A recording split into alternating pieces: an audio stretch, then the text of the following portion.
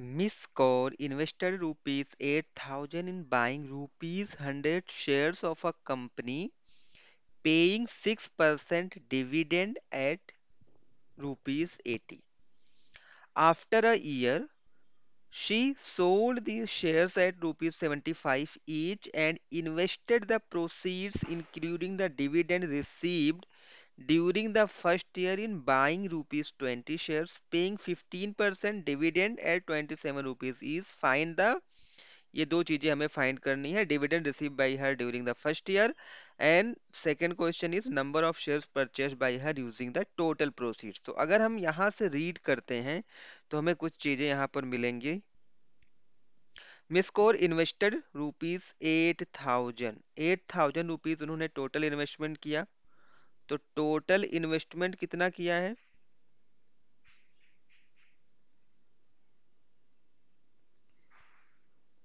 8,000 rupees in buying 100 rupees shares of a company. Means nominal value क्या है shares का?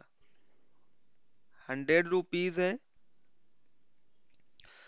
Paying 6% dividend, dividend क्या है? 6% है। और eight rupees 80 means market value क्या है शेयर का? 80 रुपीज।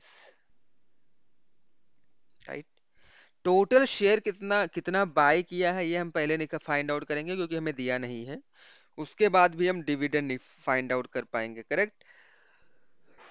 तो नंबर ऑफ शेयर्स बॉट मतलब टोटल नंबर ऑफ शेयर्स कितना परचेज किया गया है। तो फॉर्मूला हमारा क्या होता है? Number of shares bot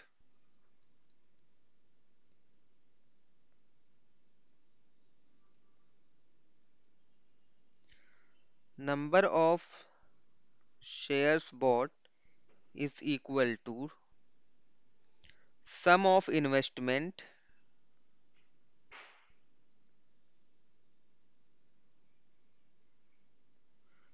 divided by market value of one share। So total 8,000 rupees का इन्वेस्टमेंट था और एक शेयर का मार्केट वैल्यू कितना है? 80 रुपीज है। ये परसेंटेज नहीं है, राइट। 80 रुपीज। सो ये कैंसिल हो जाएगा, क्या बचेगा? 800 divided by 8 will give you 100। So total 100 share purchase किया गया था मिस कौर के थ्रू, करेक्ट। सो पहला वाला जो हमारा पार्ट है उसका हम लोग आंसर करते हैं। पहला वाला पार्ट क्या है? Dividend receive by her during the first year. तो dividend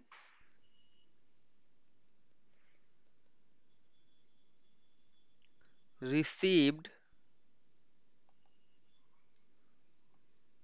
by miss Kaur in first year. ये हमारा क्या हो जाएगा? Number of shares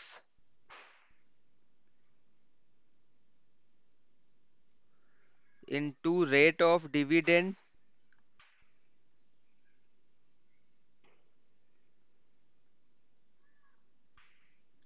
into nominal value of a share. ये हमारा फॉर्मूला होता है।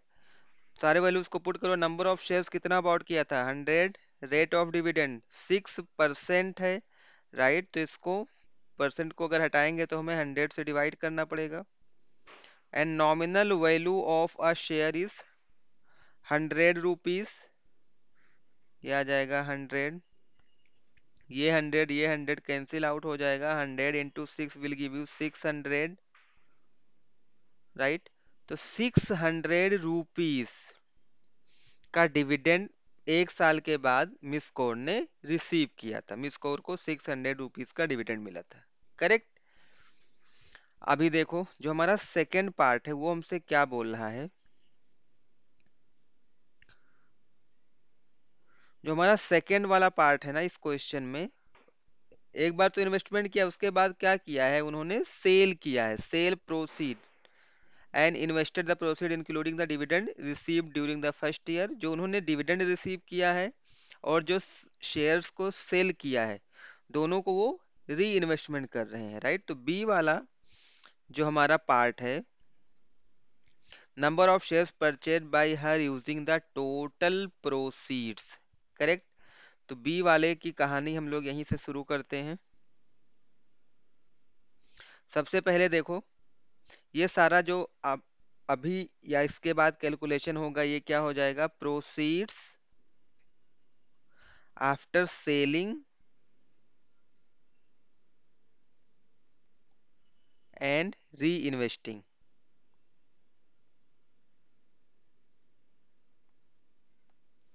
सो सेल प्रोसीड हमें क्या मिला, सेल प्रोसीड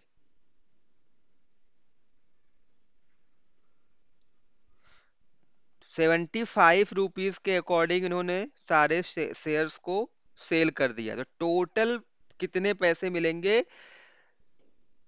सभी शेयर्स को सेल करने के बाद? टोटल शेयर्स हमारे पास कितने थे, 100 शेयर था, और पर शेयर 75 रुपीज का उन्होंने सोल्ड कर दिया। तो 75 number of 75 rupees per each share का कॉस्ट था, और 100 शेयर्स थे। तो सेल प्रोसीड उनको सेल करने के बाद टोटल कितने पैसे मिलेंगे, 7500 रुपीज, 7500 रुपीज। अभी देखो, 600 तो उन्हें डिविडेंड मिला था, और 7500 रुपीज इन्होंने जब शेयर्स को सेल किया तब मिला। इट मीन्स अभी उनके पास री इन्वेस्टमेंट के लिए टोटल कितने पैसे होंगे, 600 प्लस 7500, करेक्ट। तो टोटल अमाउंट, क्योंकि उन्होंने सेल किया उसके बाद टोटल अमाउंट को क्या किया, री इन्वेस्ट भी किया है। तो total amount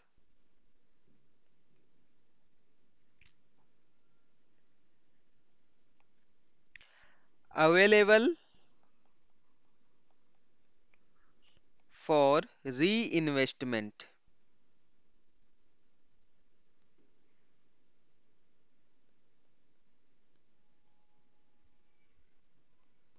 means total proceeds कितना है उनके पास, total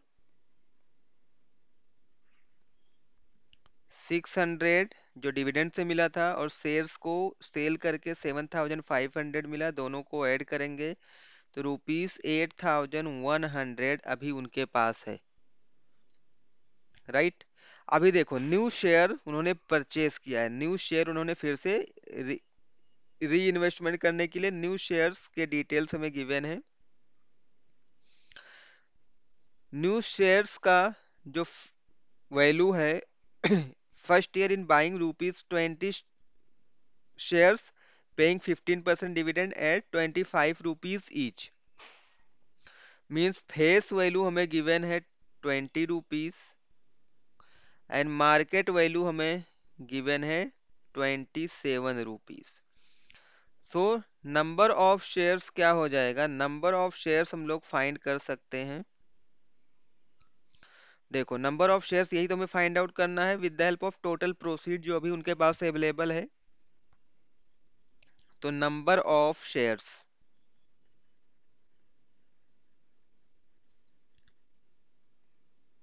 total proceeds divided by market value of one share. यहां से अगर आप देखोगे 8100 डिवाइडेड बाई 27, ये देखो डायरेक्टली कैंसिल हो जाएगा, 27 वन जा 3 जा 81 होता है, राइट। तो नंबर ऑफ शेयर्स कितने उन्होंने दोबारा से बाय किए, 300, right. So number of shares purchase by her using the total proceed is 300. So this is the answer of the second part. I hope you like this solution. Thanks for watching.